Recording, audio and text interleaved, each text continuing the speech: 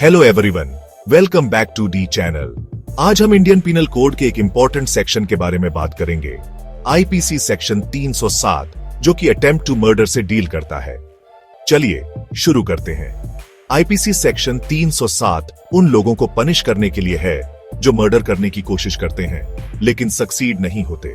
मतलब अगर मर्डर हुआ नहीं तब भी कोशिश करने से आप सीरियस ट्रबल में आ सकते हैं। सेक्शन 307 के हिसाब से जो भी कोई जान से मारने की नियत से कोई काम करता है और अगर वो काम हो जाता तो वो कल्पेबल होमिसाइड होता, उसे सजा दी जाएगी।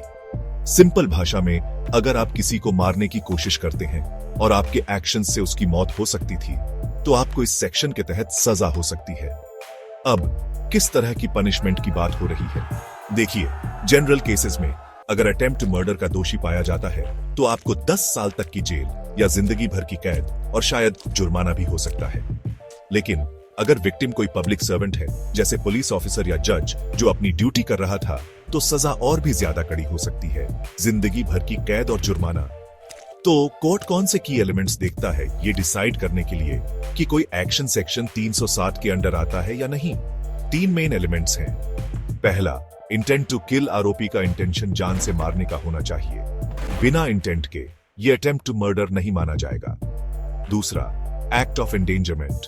जो एक्शन लिया गया वो जानलेवा होना चाहिए। ऐसा कुछ होना चाहिए जिससे किसी की मौत हो सकती हो। तीसरा, ओवर्ट एक्ट। कोई ओवर्ट एक्ट होना जरूरी है। सिर्फ इंटेंशन रखने से कुछ नहीं होगा। आरोपी ने कुछ ऐसा किया होगा जिससे विक्टिम की जान खतरे में पड़ी हो। कुछ एग्जाम्पल्स देखते हैं।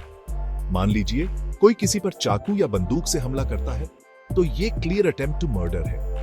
किसी को जहर देने की कोशिश करना भी इसमें आता है। किसी को ऊंची जगह से धक्का देना, मारने के इरादे से, ये भी इस सेक्शन के अंडर आता है। इस क्राइम की सीरियसनेस को समझते हुए लॉ इसे एक सीरियस, नॉन बेलेबल और कॉग्निजेबल ऑफेंस मानता है।